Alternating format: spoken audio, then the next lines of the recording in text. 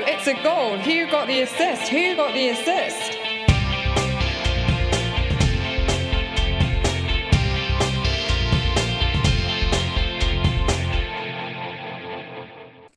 Hello, so we lurch into the deep catacomb of the final international snooze fest of this year in different spirits this week, with some celebrating a successful 4-week stint between the breaks and others, like perhaps me, smashing all kinds of breaking case of emergency glasses to try to pull themselves out of a constipated malaise. Now, Anthony this week is currently doing exams, isn't he, Nick? So it's an old school 2-man pod for us this time around. Nick, you're right. It feels very retro, doesn't it? Just you and me. Yeah, I'm good, thank you. Yeah, it's back to the original pairing, how it all began 3 or so years ago.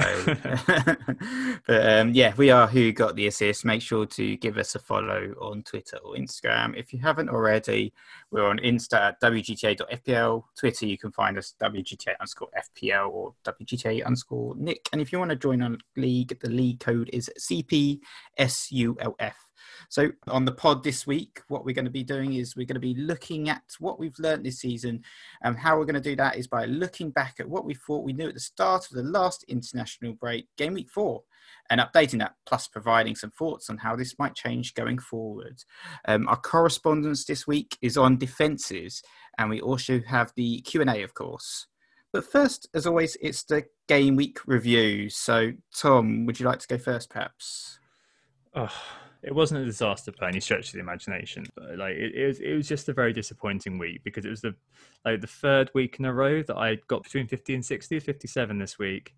Did get the captaincy right in Kane, so I've stopped the rot in terms of arm blanks. But I mean, really, apart from Kane, the only differential performer I had was Che Adams, who got 7 points. I guess there maybe McCarthy as well. But elsewhere, there were blanks, so TAA, Reece James, Luke Ayling, Son, James and Jimmy. And the other two players that I had that did return, everyone owns anyway in Salah and Grealish. And I guess this week I did roll my transfer and I was planning to just go into international break with 2 frees and try to sort things out. But it became a bit apparent to me this week that I think my around the edges players aren't quite good enough, so I may have wildcarded. What about you, Nick? How did you do? Ooh, the wildcard, that's interesting. Yeah, we'll talk about that in a second. But yeah, it was a good one actually for me, as always. Back to the usual swing of things. Yeah. I got 76 points, so yeah, pretty happy with that. Just one of those weeks, I guess, where the 50-50 calls went the right way for a change.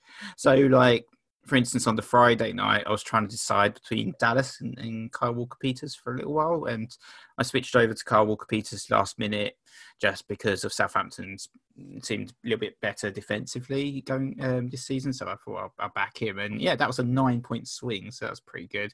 Sort of going for Kane, I guess, over the Son for the captaincy as well. Another 50-50 call, I guess, sort of worked out. So it's another net 6 points. So it's very nice to see those 50-50 calls go right for a change. But yeah, it was just a really good week. Only 2 players actually blanked for me this game week, which was Zuma and Son. Everyone else got returns. On the Friday night, started off pretty nicely with Adams, Walker-Peters and Lamptey, and then Saturday we got Zaha and Calvert-Lewin sort of, doing a little bit of business.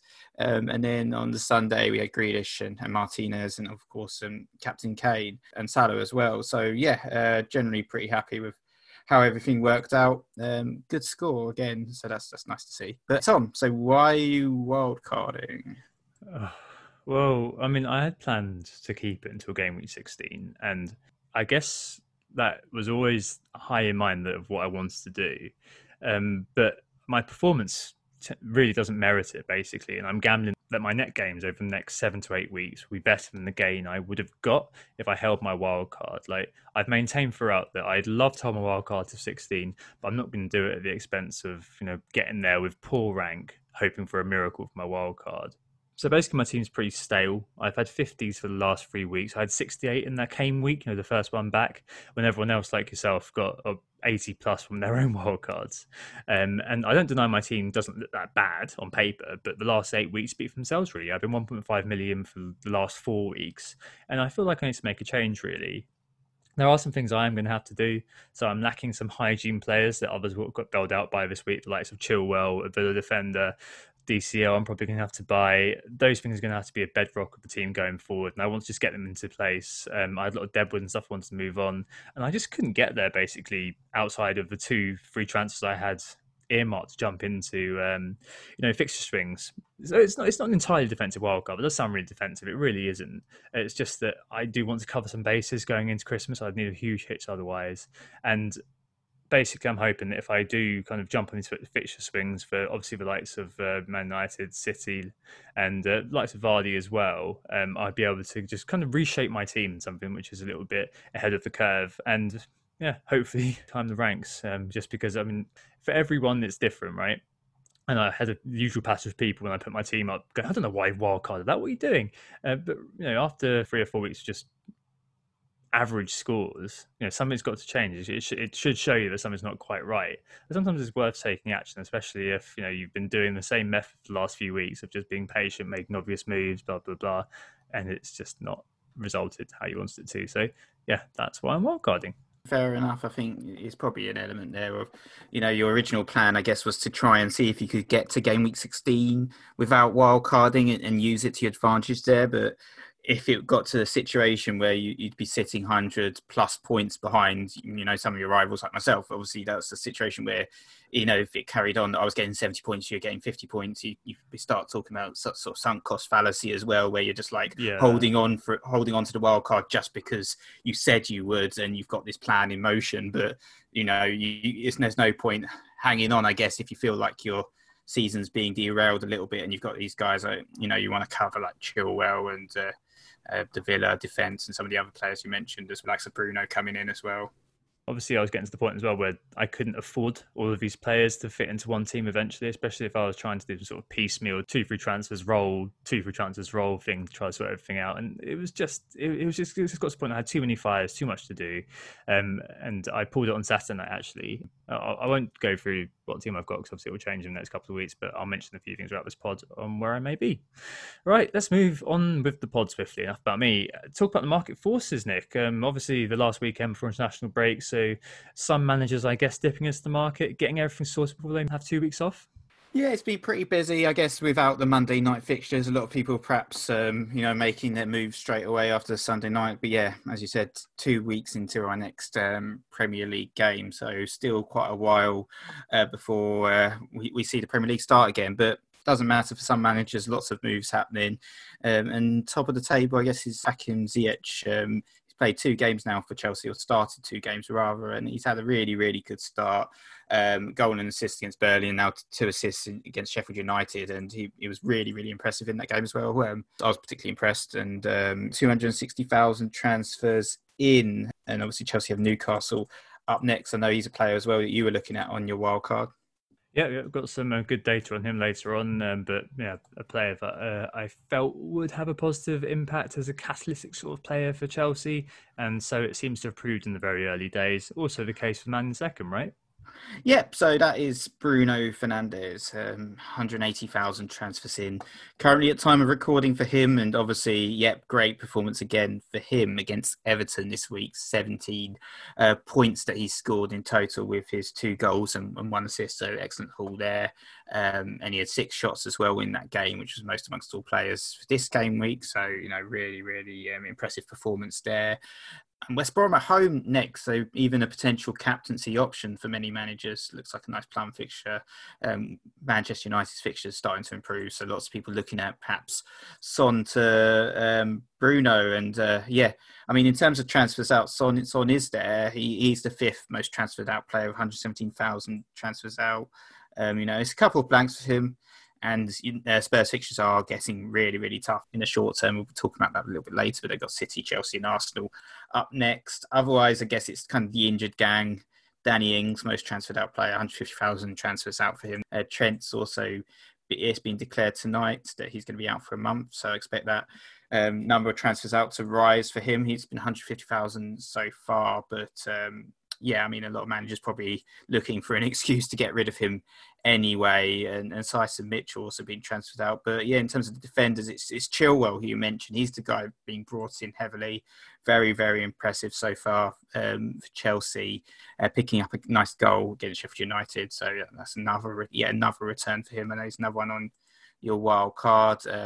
Grealish also being heavily transferred in for those that don't own him, and also Vestergaard from Southampton apparently catching a few people's eye. 130,000 transfers in for him. I remember last season he was doing particularly well, wasn't he? And he started again this year. Last year, he was the first defender to rise, I think, just because he got a goal really early on and went all the way up to 5.2. So it was 5.0 last year, all the way up to 5.2. You know, like the Ward situation where everybody just saw he was doing very well one year for Burnley. I think lucky goal, lucky assist, and people kind of flew on him, and he went all the way up to 5.3 or something like that. I'm sure you own that guy, Wardinho. Yep, Stephen Ward. Oh, what a legend. Yeah, it seems he's doing that this season with his consistent returns. He's already got 2 goals, apparently. So lots of people on Yannick. Don't need to panic if you've got Yannick. Right, okay, let's move on then to the main thrust of this week's pod. And it is basically updating you on what's been going on this season. What can we tell after 8 FPL game weeks? So in game week 4, we looked at a few things. We looked at what had happened, and we chose kind of nominated individuals and teams for each of the following sort of quasi-titles. So teams so far, the 3 top performers, we each nominated 3, the star so far, the surprise so far, and the flop so far. What we're going to do is go back, and I listened to us on chipmunk mode earlier on today and look back at what we said and see if that continued and offer some ideas of if we still say the same thing now, or whether things have changed. And maybe, as Nick mentioned at the start, gives an indication of whether we think these trends are going to continue. So the first thing, obviously, is the team so far. And 4 weeks ago, we kind of all agreed on Everton because obviously they were quick out of the blocks, weren't they, Nick? They were the guys who absolutely smashed it. And I also said Spurs and got widely pilloried by the two of you. Anthony in particular, he's not here so he can't defend himself, said I was over-focusing on 2 good games. I now feel very smug and feel like I was kind of right here because Spurs went on to win 4 out of 4. Son scored 29 points, admittedly 2 goals in 1 game, 2 blanks in that 2. And Kane scored 36 in 4. But Everton were the ones we all really loved. Yeah, I'll start with Spurs very briefly. I'm actually thinking that their first 4 fixtures were better than their last 4, technically, just in terms of how they played. But I certainly don't feel like I should be pillorying you right now just because they've at least been relatively consistent in their performances compared to Everton, who me and Stag picked, who have been pretty dire since that last pod. So they've lost 3 and drawn 1. Of course, a few caveats like Richarlison got suspended in game week 5. Rodriguez, he got injured. Luke Dean got sent off in a game. It's only really been Calvert-Lewin who's had this sort of steady trickle of points, hasn't he? But nothing amazing in terms of returns. In the last 4, for instance, he's actually been outscored by Wilson, Watkins, Adams and Bamford. So not too great from the Everton assets since our last pod. Perhaps I wouldn't be calling them out again this game week, but we're not talking about sell because they do have Fulham up next. No, I know what you mean, Everton, Nick. They were everyone's darlings, as you mentioned. Lost 3 on the bounce now, which is absolutely amazing, really. It's coming to defeat Southampton, Newcastle, Man United. And I did look at the numbers, and the drop-off has just been pretty huge for Everton. There's obviously all those factors you listed, Nick.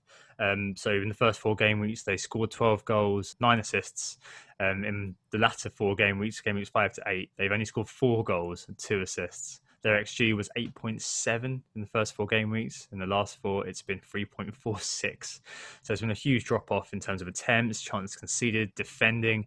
At the back, they've conceded the most shots in the box. They've also conceded the second most big chances. They've conceded more than the likes of Fulham and West Brom. There's loads of different reasons. Richarlison's loss being big, Iwobi and Bernard not up to the task, and James as well. An XGI of 2.72 in the first 4, just 0.89 in the last 4. So a lot of his key metrics like chance creation and chance frequency halved. It's not been very good at all.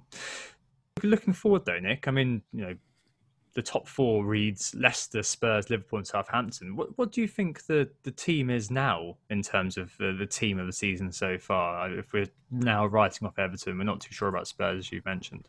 So I think Leicester probably do need a little bit of a shout out just because of their performances, the fact they are top of the league. There's been a few FPL players that have impressed, I guess, like some Justin, Castagne and Vardy, though none of their assets have really broken that template, have they? Which is actually quite interesting. So even though they're doing well in terms of league performance, perhaps they haven't really caught our eye on a major basis in terms of FPL, and we haven't really been too threatened by them. I'm actually just looking at their ownership, and I guess sort of Justin is their most owned player right now with 21.9%. So it's not particularly high ownership. And the top teams, they have been pretty subpar: City and Liverpool and United. I mean, Spurs have been excellent so far this season with Son and Kane, but I feel like the team I want to give it to actually is Aston Villa, and that's not necessarily because I think they're the best team in the league or the team that have perhaps played the best, but I just feel like they deserve it because of what they've done so far. They've really exceeded expectations. They've only played 7 games, so that's perhaps why they're not in that top 4. If they did play the next game, they'd jump up right to the top. But 5 of those games they've won, including victories against likes of Arsenal, Leicester, and Liverpool, which you wouldn't have expected. I mean, their defence has been pretty decent. They've got 4 clean sheets, which are joint best in the league. Their midfield and forward line's been vastly improved, and that's part of the work that they've done in the transfer window. Bringing in the likes of Martinez in goal, Watkins, new right back as well in Cash, who's been pretty good, and Barkley. And they just look like such a far cry from that team who staved off relegation, finished 17th last campaign. And obviously they've got a star man in Jack Grealish. And would you agree with me on Villa, or is that perhaps touch, outlandish? I think I do agree with you on Villa. I think they'd be the ones that I'd highlight as well, just because from an FPL point of view, it's absolute dreamland, isn't it? To have viable assets in the 4.5 million goalkeeper defender category, the 5 to 6 million striker category, and also a mid-price midfielder who's just a talisman beyond compare. We're both going to probably speak about Grealish a little bit later on, but yeah, I mean, in terms of the underlying stats for the team, pretty good. And as Watkins said at the end of the last game, we can beat pretty much anybody. And that is just a really interesting sort of wild card, dark horse to throw into the mix, really, of FPL. Just because if all the big teams are smashing it, it does become rather boring. So it's really cool to have options across the spectrum. And I definitely agree with Villa. I think you said a lot of the points that I just regurgitate, so I'm not going to say them again. There are a few other kind of teams around, I guess, to mention. Liverpool, second for XG for open play, the most goal attempts, most shots in the box, second big chances to Spurs. They could be back, at least in front of goal. But I did want to highlight Chelsea from an attacking sense. In an FPL prism, of course. I've still got reservations about Lampard as a tactical coach. I don't know whether he's more of a Redknapp, Abernathy sort of fella. But they've created 8 big chances and scored 7, and scored 10 goals in the last 4, one less than the leaders Southampton. And they're a very exciting team to watch. They've had the chance once every 7.4 minutes. And they've got a really nice mid-price team from an FPL perspective as well. It reminds me of kind of Spurs' big 3 back in the day, Ali, Eriksen and Kane, and they're all affordable in all the many of our teams. Of the valid going concerns of their team, you've obviously got Werner at the top, but then you've got lots of Havertz, Pulisic, Ziyech, Abraham, and in defence you've got Chilwell, Zuma, and potentially Reece James and Mendy, who are all valid members of your team who could be kind of bedrock sort of characters. So I really like them, and I think that their stats seem to show that they are kind of reaching that sort of level of being a very, very strong team overall again. And last year, I think they were kind of a team that flistered in and out of the sorts of teams we were looking at. Whereas I think this year, they could well become one of those teams that form kind of a cornerstone of our sides. I mean, I think Chilwell is going to be a hygiene factor for many going forward, especially with TAA being out. I think the pop to Chilwell is very, very clear. And someone like Ziyech, who I'll mention later, is just very, very big. And Werner too. One other thing too, I was shocked to see Man United featuring well in the data recently. From the last 4, they've created the chance every 6.1 minutes, the best. They've had the most shots, but not a lot of them are in the box. The culprit of this is Bruno Fernandes, who's doing the Arc Ericsson again. He's had lots of long shots. He's had 15 shots over the last 4, only a third of them in the box. So there you go. Yeah, I'm not too sure on the Manchester United shout out at the end of there, but obviously Bruno, he's a particularly good player, and he's definitely one that we're looking at there. I think, yeah, all very valid points. There's quite a few teams that impressing. Obviously, you mentioned Southampton briefly in terms of their league position as well. There's another team that are doing very, very well and look very defensively solid, as well as Che Adams, who was nominated for Player of the Month. So worth calling him out as well. The old Che train, which you're jumping off, I think. Yeah. But anyway, shall we move on to the 3 top performance so far? When we did this last, we each gave 3 top performers. So Anthony, he gave Kane, Calvert-Lewin and Jorginho, which is a bit of a random one at the end there. Penalties, I think. Because of the penalty factor. Yeah. So to be honest, mine, I gave Kane and Salah, but I also gave Neil Maupay, which we'll move on quickly about as well. And yours were a little bit more reasonable in terms of who you picked. I guess it was Kane, Wilson and James.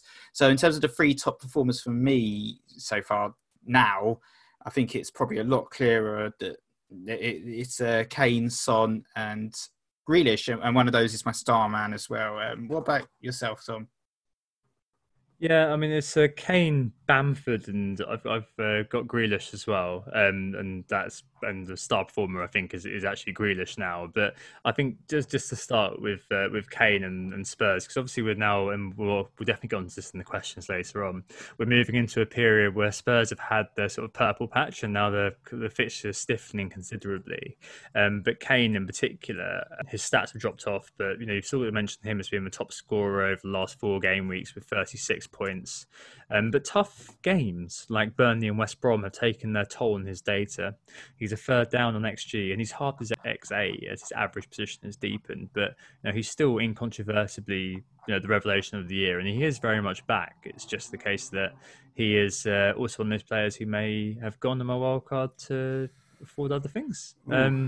What do you think about the Spurs guys, Nick? I have no Spurs on my wildcard. Well, they are the form players, really. I know that the last couple of performances a bit quieter than what we saw against Southampton, Manchester United, but the main thing from a Spurs fan perspective is we picked up the 3 points. So, I'm still pretty happy. And as far as I'm concerned with Kane, he is the star man for me.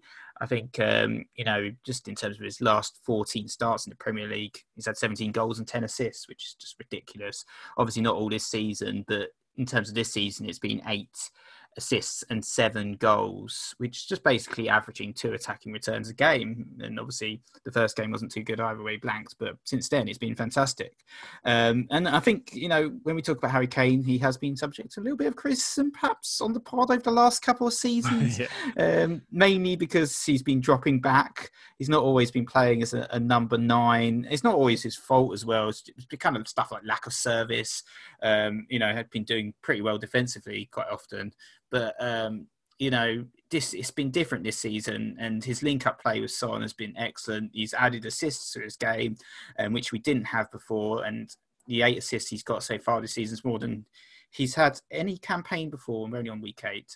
In terms of his goal threat, no one comes close. 38 goal attempts is 9 more than any other forward, 4 more than Mo Salah as well, and 15 of which have been on target, which makes it a chance every 18.8 minutes. So as I said, goal threat is there, chances created, fantastic. 18 chances created so far, which is twice as many as any other forward, 8 of which have been big chances, so 4 times the amount than any other forward has managed, and more than any other midfielder as well. So he really has been sort of good money and deserving of those assists. So for me, Kane is the star man. I get that. I think I looked over the last 4 game weeks though, and I came up with the other guy that I mentioned, Bamford. So I mean, this is probably emblematic of the fact that we always try to look beyond our own teams. Neither of us own Bamford, and we've obviously widely derided Paddy over the last few years. But we've got to give Bamford some love, Nick. We really do. Over the last 4, he's had more shots in the box than any other player. He's had more big chances than any other player. But he's not the most accurate. He's missed 6 big chances so far this season. But he's had more big chances and more shots in the box than any other forward over the last 4, so more than Kane has. And he's actually equal to Salah on that metric. And bearing in mind the VAR goals, wow, what a bargain those, Tom Freeman, who was on the wire recently, got him at for 5.5 at the start of the season. It's one of those that in hindsight we all should have owned at 5.5. Leeds as well are creating chances at a ridiculous frequency at the moment, and they have had Wolves, Villa, Leicester and Palace in the last 4, none of which you point at as being offensively easy game. It's I think Paddy's definitely worth noting just because of his dominance in the underlying stats, and that's translating into points as well, isn't it, for him? I don't think at the start of the season, if you'd have asked me, I'd have been able to guess that Paddy would be performing as well as he is at the moment. He's actually just outside the top 5, 1 point off Jamie Vardy, which is, I would not have guessed that basically at the start of the season. So I think it's time we give the Bammy some love. Yeah, he's another one that's been derided on the pod in the past. So, So like it's contrition for our sins. coming up to bite us. Ziyech is doing well. Bamford, Kane, it's like, whatever. But, we're willing to, change our mind whenever we need to and adapt with the times, which is very important. And Bamford, yeah, he's had an excellent start this season. But I think, I don't know, for me, I kind of went for Son. I think in terms of the sort of the other player alongside, I think Grealish, who obviously, and Kane, who are obviously both in agreement on. I think Son and Kane, they just come as a pair. They've just both been the fulcrum of the Spurs attack, and he's really benefited from Kane's creativity. And this season, I think he's just really come to his own, proved that he is a world-class performer and world-class footballer. He's well on the way to hit that 200 points target, and just, I mean, as a fan, and maybe I'm biased, but it's just been an absolute joy to watch with some of his performances, including that 4-goal rout against Southampton. I'm pretty sad that I'm actually going to be selling him because of the fixture shift, but I think he is very deserving of being called out as one of the top performers of the season. And in terms of point, it's translated into points as well. It's worth highlighting. He's second in the game, just 6 now behind Kane. Before this game week, it was evens or even honours. Yeah, no, it's seeing him being sold again has just given me a shiver down my spine, just because you know what happens next. But there you go. I just want to just mention Grealish quickly as well. He's actually my star. So Kane was yours. Grealish is mine. He's third for shots in the box. Has had 4 big chances and scored 3. He's also second for chances created, 6th for big chances created, and has 6 assists in the last 6. 49 points scored, second to Kane. Hall's like that 15 points 2 weeks ago are on the horizon, I'm sure. His fixtures from here till Christmas are really, really kind. In every game, it seemed like he's had loads of near misses. So I can think of 2 shots cleared off in different games recently, for instance, off the top of my head.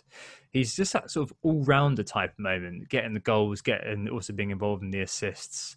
That we love in FPL, because there are so many points avenues. I just wish that he did have penalties. Don't know between him and Watkins yet, but he really does look like sort of the Brummy Hazard at the moment, especially given the ludicrously cheap price. It's just talisman theory in action, which I always love to see, which is why initially I think last time I did Wilson, because he was the talisman sort of representative. But yeah, Grealish is just one of those players that I think is just a must-have, especially over the upcoming period. And those who go without probably will get kind of the odd 15 points rammed down their throat, unfortunately. So definitely worth getting him in if you don't have them. Yeah, 100% agreed. I think he's going to be one of those ones where we look back at the beginning of the season and say, was he only 7 million? He looks like he could be the bargain of the season, so to speak. And I think he's only also worth highlighting. He's only actually played 7 game weeks, not 8. So the fact that he's sort of leading all of these metrics, having only played 7 games compared to 8, is very impressive. Yeah, so he's only sort of behind Salah for goal attempts and penalty box touches. So he's clearly getting into the right positions. As you said, he could have had so many more points than what he's actually got so far. But yeah, I mean, last season we saw glimpses of it. We were second at the end of the season for chances created behind KDB. But I think the fact that he's now got a decent player that can bury his chances in Watkins, rather than playing alongside likes of Samatta or Wesley, is massive for his game. And he's even got likes of Barkley. He's acting like a foil, except when he's offside and blocking the keeper's line of sight. But generally, McGinn being fit, all very important factors in Grealish's performance this season. Cool. Well, it sounds like we kind of agree on Grealish and Kane. It's just a case of Som versus Bamford for the final slot. But broadly, it kind of sounds like we're in agreement there. Let's move on from there then and talk about the surprise so far. So back 4 weeks ago, we all said slightly different things. I said West Ham were pretty good and Arsenal were absolutely terrible. You said Aston Villa were very, very good. And you also highlighted, presently, Nick, that Grealish was a fantastic bargain at 7 million. So yeah, he must have got the crystal ball out back then. And Anthony said there were more mistakes, teams were leggy, and there were loads of penalties, and he didn't expect that. Just to say as well that penalties, over the last 14 game weeks, there have been 15. There were 25 in the first 4 game weeks, so there's definitely been a drop-off. Vardy's had the most. You seem very prescient with Villa, Nick. But what surprises now hit you between the eyes? Well, actually, I felt like, because I covered Villa earlier, I was going to take away what Anthony said about penalties that you've covered it. I think that has been one of the surprises of the season. I know it's dropped off a little bit, but we did see it this particular game week that the handball rules is still clearly impacting games with Wolves and Liverpool giving away penalties. Did feel a little bit of schadenfreude, at least in terms of seeing KDB and Vardy miss those penalties this weekend. It was the second penalty in the Leicester game that he missed. But I feel like like it's just something that we didn't really call out before the season began, something that wasn't on our radar. Penalties, obviously we captured it and had a big pod about it straight away as soon as, the first week hit and we saw how many were being given away. But still, I feel like it's just such a change in our thinking that, it's so important to target those penalty takers in our team, like Vardy, like Bruno. The fact that Werner now being on penalties for Chelsea is almost huge as well in terms of looking at him as an FPL asset. And I feel like perhaps that is certainly one of the surprises of the year, perhaps the surprise. Cool, no, fair enough. I think the big surprise for me is quite kind of timely for now and timely for me being on the wild card. But it's from an FPL point of view, how bunched up managers are. And it's amazing how one good week can propel you really up the rankings so far at the moment, and how many managers seem to be struggling too. So I'm 1.6 million, but I'm only kind of 15 points from 1 million. And in the hub contributors league, for example, I'm in that. I'm in 33rd, but I'm only 30 points off the top 10. I turned to our friend FPL Review for help, and he tweeted earlier on today that the median elite 1000 manager, so the managers who end up in kind of a very good position, their ranked medium rank is 940k. So about 1 million is meant to be all right for relatively obsessed managers.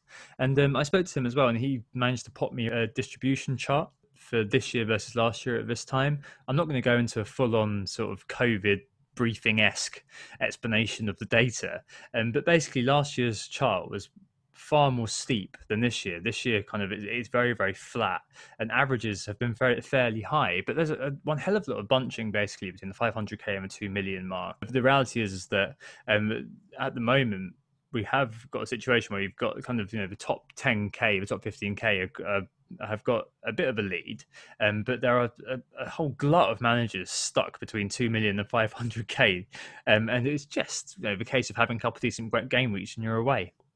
I can't really remember us being this bunch this late into the season as well. So, yeah, definitely something that came to mind as being a bit of a surprise, or at least I had an inkling that that was a surprise. And it was good to get that sort of get that proven through evidence. Right, and then the final thing was flops so far. So I think we all agreed on defences last time. The likes of AWB and Matt D early on, and they've been joined by the likes of Liverpool defenders. So Robbo and Trent, 52 points in total. Robbo 31, Trent 21. 10 players have outscored both their combined score individually. Trent in particular, 1 return in 8 games. And despite the good underlying data and the hope that I get something tomorrow, the basic truth is I should have gotten rid of Trent a long, long time ago. And the likes of, Robbo's doing better, but the likes of James Justin, Tyrone Mings, and Yannick Vestergaard are all outscoring him. The fixtures are turning for them, but I will probably go without for the time being. I like the fact they're quite illiquid assets as well. What I mean by that is that their price isn't going to move up or down very much because of how expensive they are. But we may indeed see a big fall in Trent soon. So I guess, I can see why we did nominate defences. A couple of things just to mention here, which I think is quite a nice curiosity.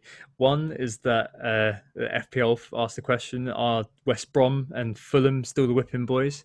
The answer is probably no, actually. They've both really stopped the leakage. So between game weeks 1 and 4, West Brom conceded 13 goals, Fulham conceded 11, and in the last 4, they've only conceded 4 each, equal with the likes of Tottenham and Chelsea. So their defence is looking considerably tighter, but you're still not really getting the premium kind of returns from Liverpool at the moment. Certainly City are probably looking a little bit better, Chelsea looking a little bit better as well, but my actual flop, just to say, is Man City's attack. They've scored 10 goals now and they've got an XG of 9.31, so they're overperforming with that 10 they've scored, and they're averaging a little over 1 goal per game. Something seriously wrong there, and that would be, if I said to someone pre-game week 1, that's how City would be after game week 8, they think I was mad. That's just, that was unthinkable in pre-season that City were so blunted going forward, but that's the case. And it's especially because I'm wildcarding, hoping to look at those fixtures from game week 10 onwards. It's definitely one that's given me pause for thought, and I've got some strategic thinking to do around if or when and how I get City players in, because I certainly am not going to be going with any apart from Cancelo to begin with. What do you think, Nick, in terms of the flop? Yeah, I think City is an interesting pick, but yeah, I think certainly there's going to be a little bit of a fixture shift there with sort of Burnley and Fulham at home after the Spurs game. So it's only one to look at. I think you mentioned defenders last time, and I think there has been a little bit more defensive solidity, as you mentioned, sort of 23 clean sheets in game week 5 to 8, so a little bit of a rise on the 17 beforehand. But we've seen the likes of Chelsea, City showing a lot more composure at the back, Burnley, West Ham, Southampton, likes those teams starting to pick up a stream of clean sheets as well. Yeah, Liverpool defence still very disappointing. Trent's been a huge disappointment generally, and attacking wise, just the one assist so far as well. So it's not just defensively for Trent; it's been attacking returns. He picked up 15 assists and 4 goals last season, so he's well off that. I actually thought I'd highlight one of your men, though. Arsenal forwards and Aubameyang has been a huge flop this season. So there was a lot of hype around his reclassification as midfielder, having scored 22 goals over the past 2 seasons, now being a midfielder, getting more points. But just the 2 goals and 1 assist, and one of those has been penalties, way below the standards we would have expected from him. I mean, in terms of his non-pen XG over the whole of the season, it's actually just 0.58, 0.31 coming in that opening game against Fulham. So since then, it's been 0.27. So really, really poor stats. Many players much higher than that. Harry Kane, for instance, who you said was a bit quiet in that West Brom game, actually managed 0.69 in that game alone. So Yeah. Aubameyang's well off the pace. Oh god, no, absolutely ridiculous, isn't it? I think it's just the case of how it's been deployed, as you've alluded to, and it's just one of those things that pre-season we always got so amped up about talisman theory, and the fact that it really points to Aubameyang being just this monster, and it's just not come to fruition, has it? And not having an XG of above 3 at this point is just really humiliating game this weekend, and I'm not going to lurch into Arsenal-led anger, but yeah, no, probably the worst performance I've seen under Arteta, or at least in highlights. I wasn't going to pay for the pay-per-view. Cool. All right. So to sum up where we are now, then after game week 8, we now think the team of the season so far has been the villains, Aston Villa. Shock horror. And in terms of players, Grealish features heavily for both of us. There's Harry Kane on our kind of list of players so far, with Son and Bamford, a split between the 2 of us. Surprise, Pens and bunching with our managers, that is, and flop the City attack and the Arsenal attack, I suppose, but principally the big man. How do you think it's going to evolve, Nick? I guess we're going to come back and look at this again in a few months' time, maybe after the Christmas period. But I mean, do you think there's any players who are kind of high in mind? I guess we'll probably maybe come on to them into questions anyway. But I mean, do you think the trends are going to continue, or do you reckon we're going to see kind of a veering off into different things with the fixtures changing? I certainly think when we talked about the flops just then, the likes of the City forwards, they're certainly going to come into their own in the coming weeks. Like it's so unusual for them to be this quiet, and I'm relatively confident we're going to see lots of goals from Manchester City this season. I think the Liverpool defence will tighten up, and I'm sure Aubameyang will also start scoring. I feel like some of the trends you've highlighted, though, I'm hoping anyway, because he's in my team, that I think the likes of Jack Grealish and Aston Villa are going to have really good seasons, and same with Kane. I feel like hopefully he can keep his form up as long as he stays fit, generally, we're going to see lots more penalties. That's going to be a common theme over the course of the season. And eventually, you mentioned us all being bunched up. Eventually, we're all going to be spread out. But I'm not too sure what the root cause is there. Perhaps it's a template forming quite early. I don't know.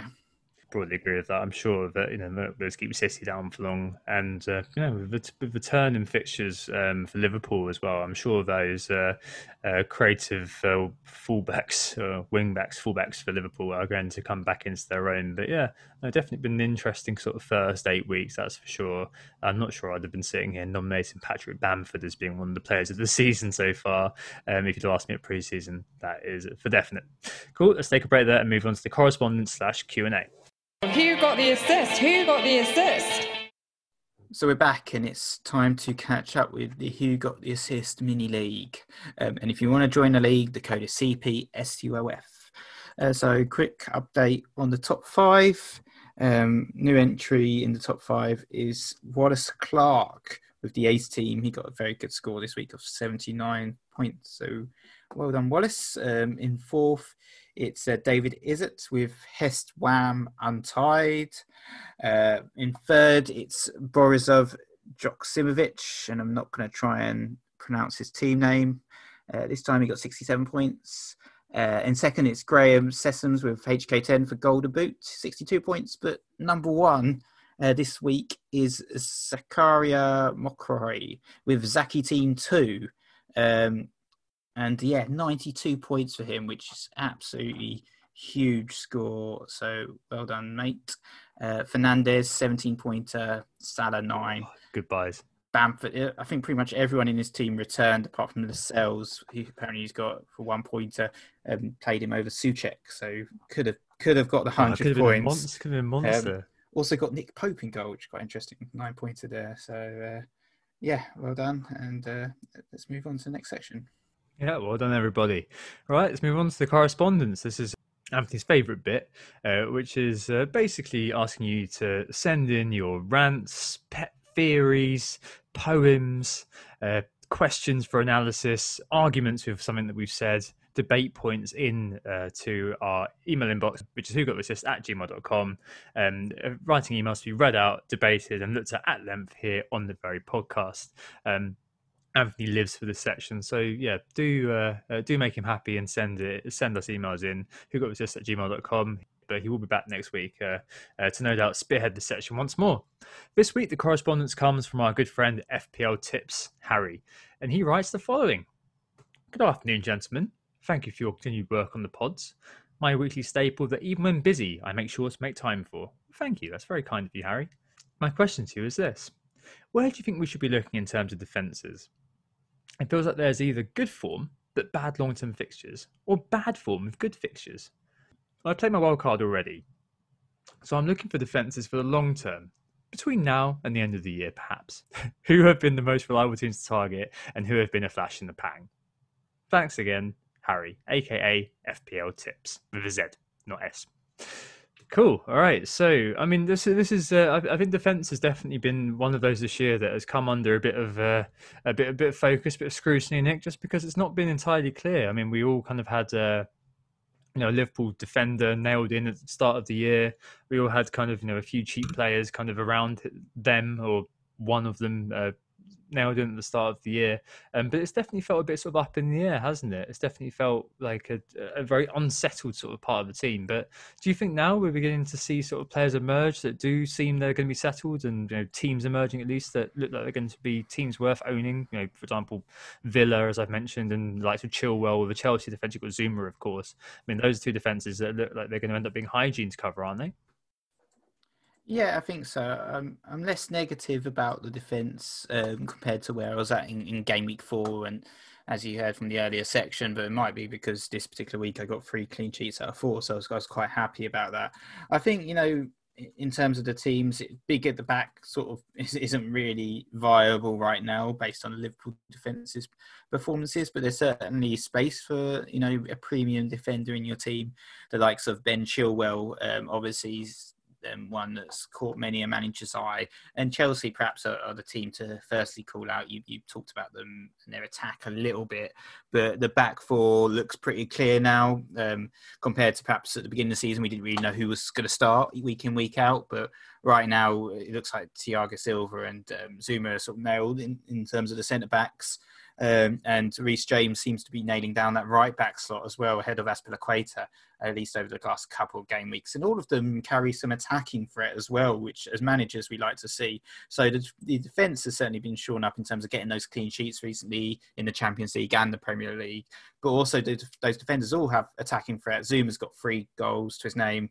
We saw Silva score this week, and Chilwell, and James as well, or Rames, if we're going to follow the Portman. But Rames also got a goal and assist in week 1 that carries a bit of a free kick threat and creating lots of crosses. So I do like Chelsea from a defensive standpoint. I think certainly they're worth covering. They're starting to leave that patch of really good fixtures, but Newcastle away up next, potentially another chance for a clean sheet there. So I think Chelsea perhaps the main one. Otherwise, you got Man City. I think their defensive shape is also starting to form. Diaz and Laporte look like the new partnership, and Cancelo is the one I'm really interested in actually as an FPL option, sort of 5.4 million. And after Spurs, they've got a great run of fixtures, haven't they? Burnley at home, Fulham at home. They've got United and then West Brom. So they've got some really nice games coming up. So I think City and Chelsea lead the line. I think I've got some other teams as well. Leicester look good. I think Fofana, who's been fast-tracked in the team, was very impressive at the weekend. Justin's proved himself to be a decent asset. And some of the other cheaper teams, you've got Southampton, Brighton, West Ham, all looking really good as well. Yeah, absolutely. I mean, couldn't agree more really on the fact that Liverpool defenders have in their sort of wake, Chilwell and Cancelo are the two that I've got on my wild cards. Chilwell 41 points. If you watch him play, he's so advanced getting into those goal scoring positions. He's actually 5th for shots per 90 in the Chelsea team. And one observation as well from watching them this weekend was that Reece James and Ziyech are both creators on the other side. They're crosses. So Chilwell and whoever's on that wing, it was Werner, I think, this weekend, are the ones benefiting from that. They're getting into those and getting some service. Cancelo as well. So there's a question from FPL Physio on Cancelo. He's looking very decent. He's created the second most chances for Man City this season after Kevin De Bruyne. Incredible, huh? And the bonus system likes him too. He's picked up 6 bonus from his 4 starts, and he seems nailed. He's played 90 minutes times 4. Despite playing on the wrong side, given what foot he uses. Anyway, I've been speaking a lot to my friend Karam, who you may know, Karam Tizer, who's also on Wildcard. And, the approach to defence seems to be very, very similar between the two of us. I'm sure I've seen a few other Wildcards out there, and it seems to be kind of the formula is this. So keeper, boring, fixtures. That means Martinez. He just looks like a hygiene pick now, unfortunately. I did have McCarthy for a while, but Martinez I've had to pay 0.3 million more, but that's just a set and forget really, isn't it? The 2 premiums, like I mentioned, and then you kind of hit into what do you do next. And Nick, you mentioned a few really good sort of teams there, like Brighton, like Southampton, whatever. My approach is going to be to have kind of 3 little ones who are going to rotate basically. Maybe Kilman is the Arman Bissaka of Lundstram this year. I regret not getting him at 4 million, but it's all about fixtures for me and those sort of cheap sort of slots. So unless they're truly exceptional in that bracket and being played every game and there's something exciting like Lamptey, I'm just going to play it by the fixture. So at the moment I've got very, very unsexy players in there, likes of Jamal Lewis, of Adam Webster as mentioned. Yeah, they're not the best, but they kind of fit quite nicely into just being the 11th man every week. And plus they all play 90 minutes. So the great thing about that is that if I do have, my bench decimated by COVID, random kind of injuries, rest, coming up to Christmas as well. I've got a fully stocked bench of pretty cheap players who I'm, at least I'm going to get 2 points or 1 or 2 points out of them. And at least I know they're going to play.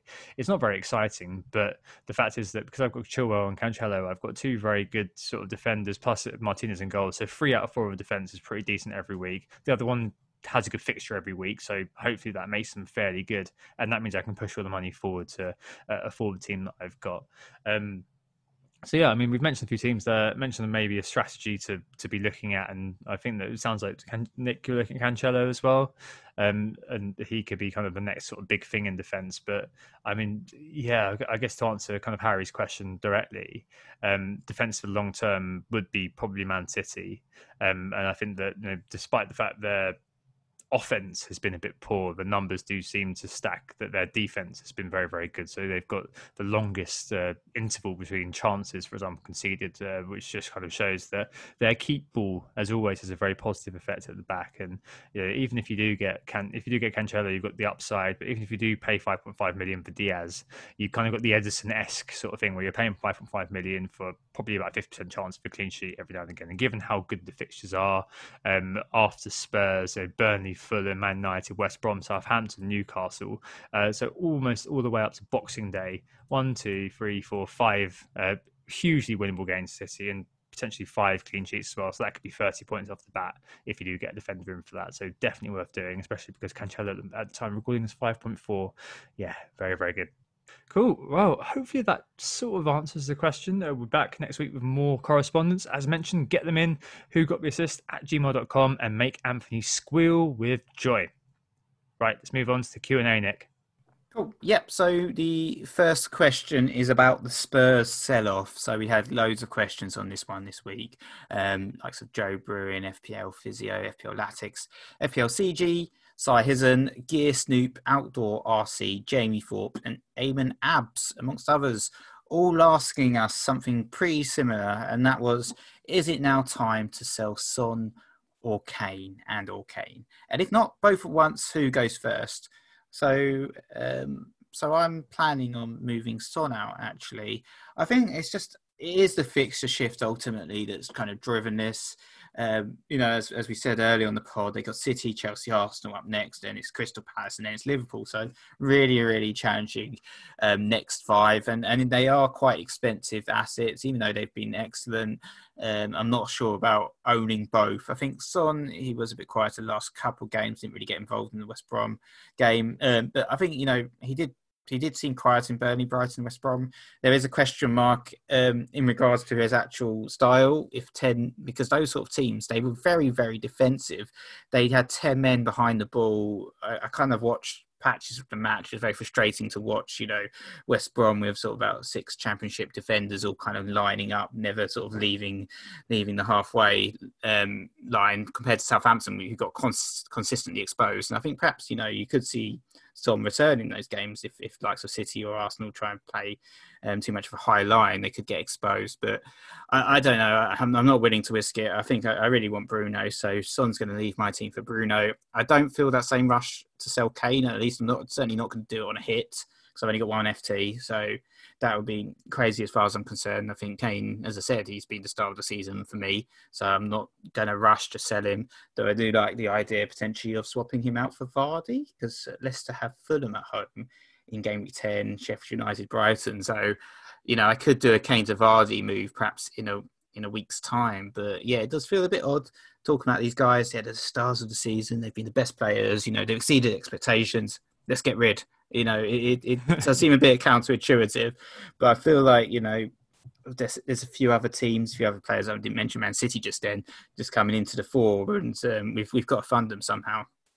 Yeah, absolutely. I think we're inevitably going to hear but he'll punish you thing said to people who are selling. And yeah, I'm sure they will. I think that this one of the sort of base points we hear every year.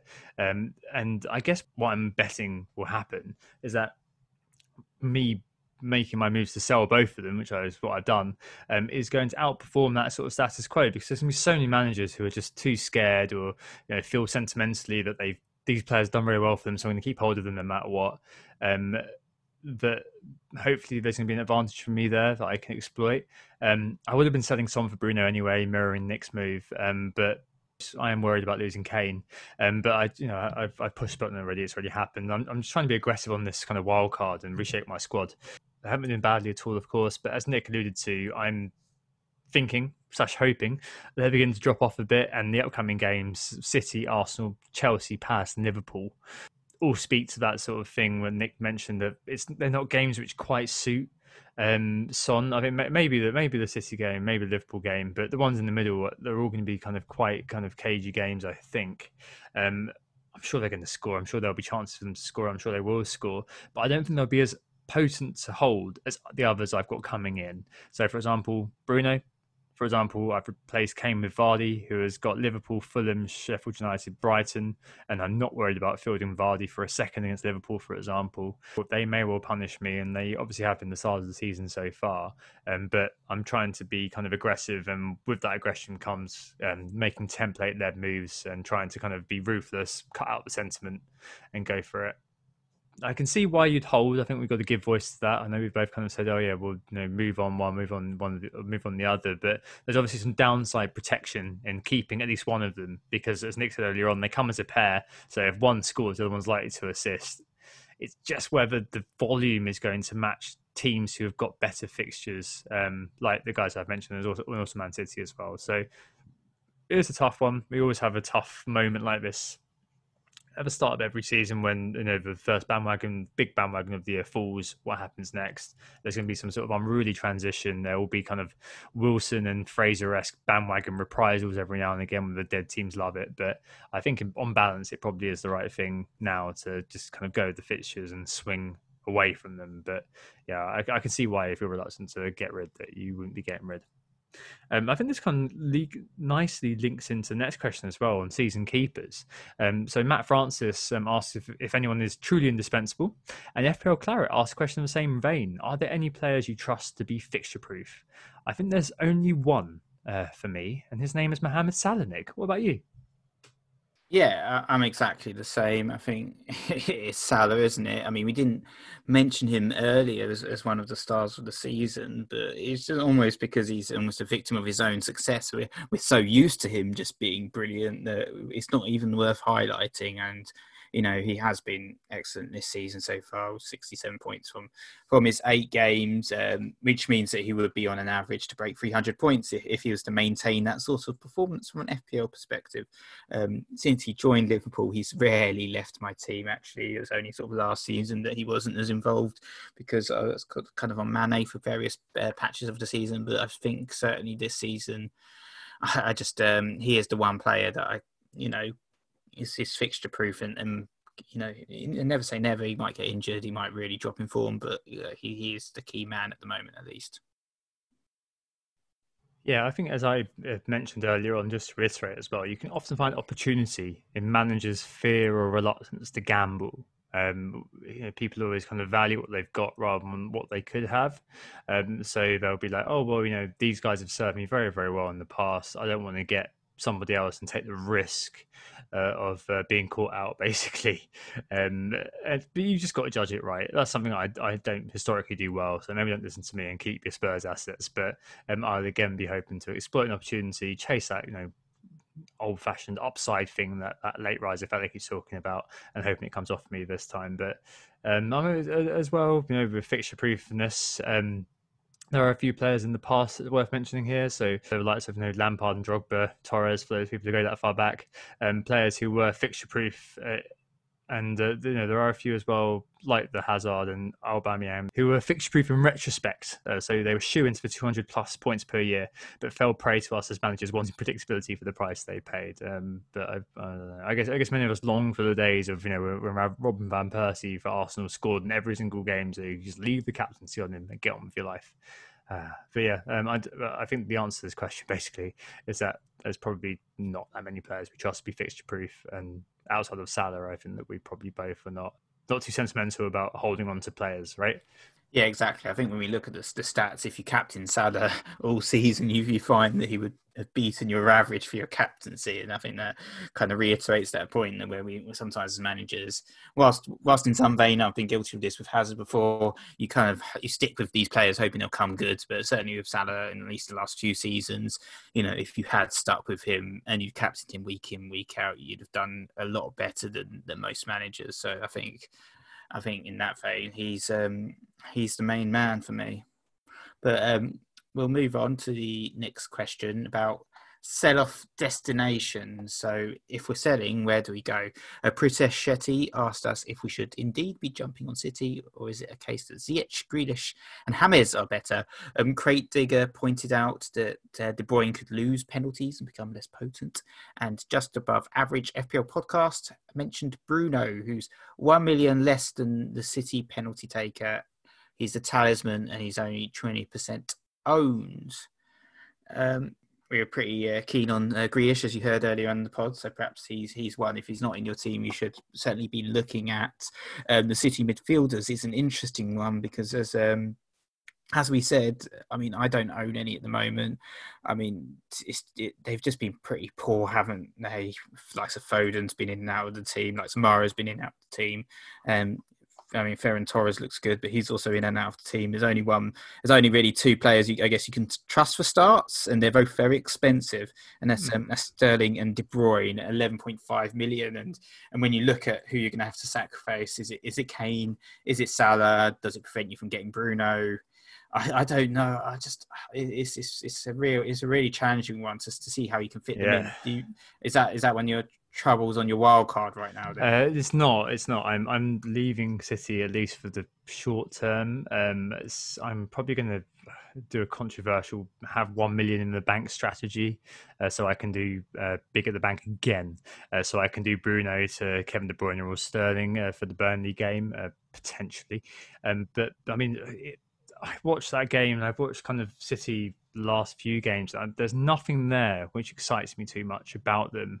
I just don't believe at the moment that Kevin De Bruyne is worth 11.5, nor Raheem Sterling for that matter, especially how they're currently performing. And with Kevin De Bruyne, the only thing that's going to make me change that opinion is if I get FOMO because the ownership's so high of it. I've got to buy him in. I mean, I might have to if he starts performing, obviously, as a downside protection, but without penalties, as Craig Digger mentioned, if it's purely assists and the odd speculative finish, I don't see how he's ever going to be worth 11.5. Like, for the premium price, I want an explosive player I can regularly captain. And as we saw with our research the other week, you can find the thread on Twitter or you can listen to that pod. I don't feel like there's a case for him at the moment to be the captain. I think last season, 9.5 million was an absolute gift, and people still have that in their heads and think about De Bruyne. But he's £2 million more now, and we have to reframe how we think about him a little bit, because if he doesn't have that consistency of ticking over like Salah does. I mean, the assist is worth 5 points, 6 points if they keep a clean sheet. Salah gets a goal. That's 10 points, double figure captaincy. There is a difference there in terms of what that money does for you.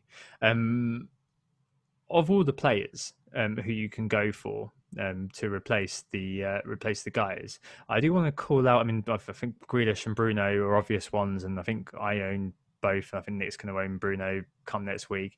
One I do want to mention is Ziyech. I mean, we mentioned him earlier on, and Nick and Anthony in particular, actually got called out on social media recently for doubting the former Ajax wizard in pre-season. I never did, though. I said in pre-season I felt his strong underlying creativity would help, and so it's really proved not knit them together over the last couple of weeks. So he's only played 190 minutes. 2.1 games, but in that time he's actually 7th for points scored over the last 4. Pretty astonishing. Per 90, he's created 4 chances and 2 big chances, i.e. 6 chances of any type per 90 minutes. He's also second for XA of any player over the last 4, having played 2 games. All right, they've had decent games, but it's an underlying indication of how good this guy could be. Because watching Chelsea before he came into the team, I think he was injured, wasn't he, in pre-season?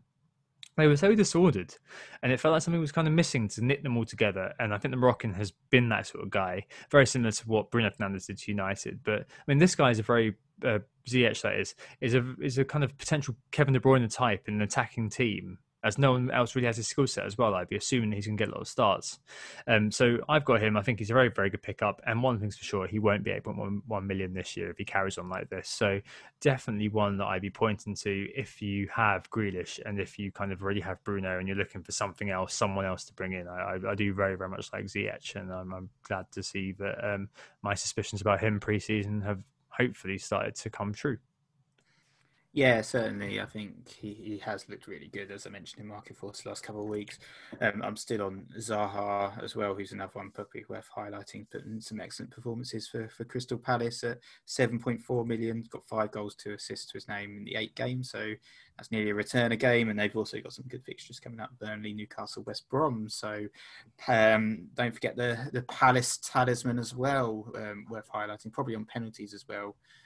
So that's always helpful. But we'll move on to the next question. This is about the forgotten men. So FPL Oakwell, he asked us if there's any value in the forgotten men, like Richarlison, Martial, Maddison, Traore, St. Max and Aubameyang were the people that he highlighted specifically. All have been good picks, of course, in the recent past. All of them sort of been in and out of our teams, I guess, at various points over the last few seasons. Yeah, I mean, obviously Martial and Richarlison, they're now back from their suspensions. And if you have a hole in your forward line, maybe you're looking to move the likes of Jimenez or Danny Ings on for some reason, they sort of fit that price point. I guess, you know, they're quite interesting. Perhaps you could look at Richarlison. I don't know if you thought about Richarlison over Calvert-Lewin to fill in that Everton slot. You know, he was the one you were more bullish on in the pre-season, saying, he was going to return more than DCL, and he also was on penalties as well, as we saw in one of the games recently that he took the penalty. I think he could easily. I mean, he's an exceptionally talented footballer. Obviously, he got suspended, but he could easily be effective. And Martial as well also got suspended, much to your chagrin. Bit of bad luck there, but I think for me, I think there's a couple others probably above those guys in the list right now, and that would be Werner and Jamie Vardy. So I would probably be looking at those guys if you can afford them over Martial and Richarlison. But I don't know what you're thinking there. I've come to the conclusion that Richarlison makes Dominic Calvert-Lewin better, so I'm going to get the Dominic Calvert-Lewin admit defeat on that one. It's all over. I've written down pithy descriptions of these players in answer to this question, which I think are actually true on doing some evidence-based analysis. But Richarlison makes DCL better, as I mentioned. Martial, inconsistent. Can he be bothered? Gallic shrug. Traore, impact sub. St. Max, bleh. Aubameyang, wing, beep.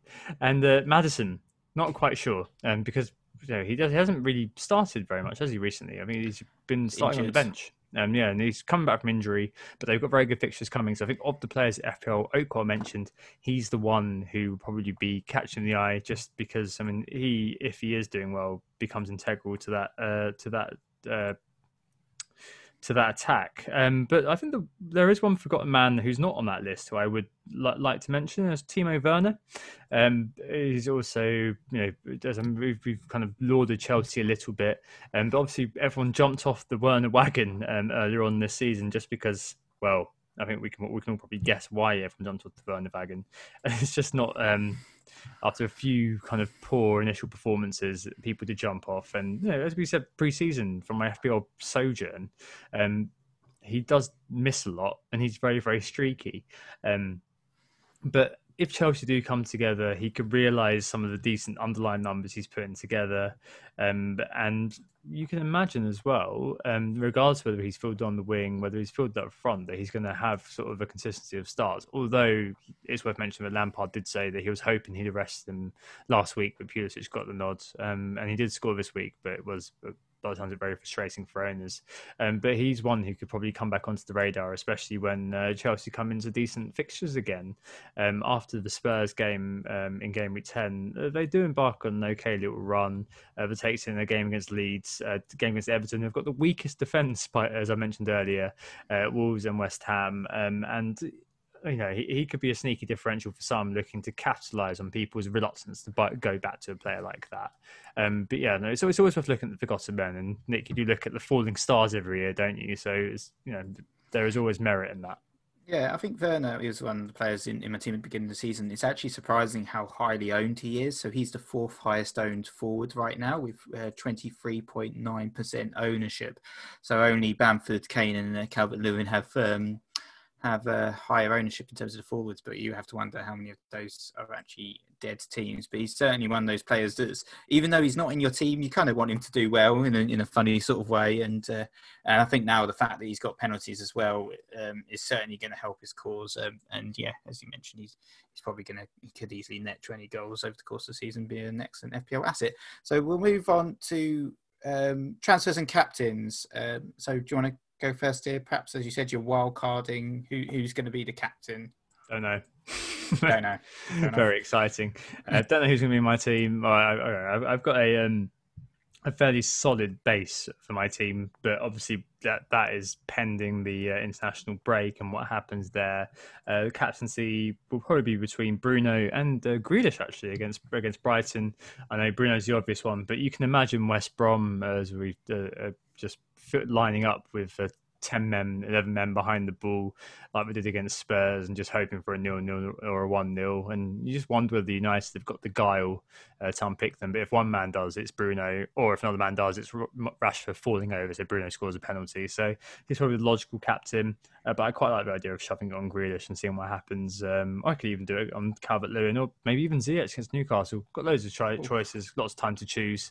And in terms of the wildcard team, I'm going to keep it to myself. I've given you a few indications on this pod of what I'm thinking of doing, but I'm not going to put it on Twitter or anything like that. I think I'm going to keep it to myself. Obviously, keep it in my little circle of trust, people that I trust their advice on.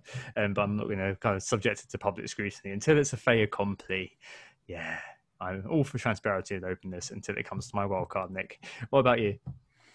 Okay, so as I said, I'm probably going to sell Son and bring in Bruno Fernandes. I've got a little bit of money already in the bank. I've got 1.5 million in the bank somehow, so can easily make that transfer without having to burn one and take a hit. So I've got 0.3 still in the bank as well if I did the move today. So strong position. So yeah, I think it works really well, just that swap. So I think I'm going to do that. In terms of the armband, I was thinking, I've kind of got in Calvert-Lewin actually at the moment, but I don't think I'm going to stick with that. I'll probably end up just going for the safer picks, so to speak, of Bruno Fernandes.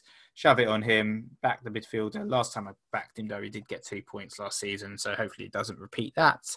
But yeah, I think that's the way at least I'm leaning right now. Could always just play it ultra safe and put on Salah. He's always an option as well, of course. Captain obvious, maybe. Oh yeah, maybe actually, yeah. Standard pick there. But thanks everyone for listening. We were Who Got the Assist. Make sure to hit that subscribe button if you haven't already, and we'll be back after the international break. Yep, hopefully joined by the Hibernian tones of Anthony once more. In the meantime, hope to sum up the last 8 game weeks. No matter how it's gone for you, hopefully you've had fun and you're going to stick with it throughout the course of the season. Speak to you next week. Goodbye. Bye. Oh, it's a goal. Who got the assist? Who got the assist?